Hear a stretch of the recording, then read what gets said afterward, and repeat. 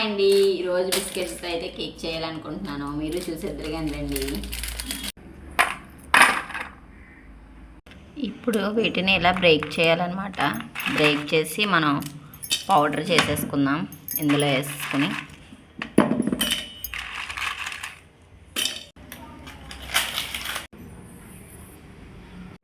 One spoon వంట soda వేసుకుందాం. ఇప్పుడు ఇందులో కొద్దిగా మిల్క్ పోసి కలుపుదాం. మనకి మంచి థిక్నెస్ వచ్చేదాకా అన్నమాట. ఇంత థిక్నెస్ అయితే రావాలండి. సో ఇప్పుడు ఇలా వచ్చిన తర్వాత కేక్ ప్యాన్లోకి అయితే మనం మార్చేసుకుందాం.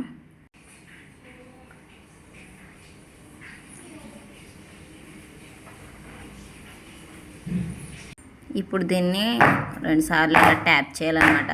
బబుల్స్ ఉంటే పోతాయి. ఇప్పుడు స్టవ్ మీద ఒక కడాయి పెట్టి అందులో ఒక చిన్న స్టాండ్ పెట్టి అందులో ఇది పెట్టేద్దాం. సిమ్లో ఉంచాలన్నమాట. స్టవ్ పెట్టేసి మీడియం ఫ్లేమ్ అన్నమాట. దాని మీద ఒక క్లోజ్ అయ్యేలా ఇలా పెట్టేసుకుందాం అన్నమాట. మీడియం ఫ్లేమ్ పెట్టుకుంటే సరిపోద్ది. చూసారా, 30 మినిట్స్లో మంచిగా అయితే కుక్ అయింది. అంటుకోవట్లేదు అసలు.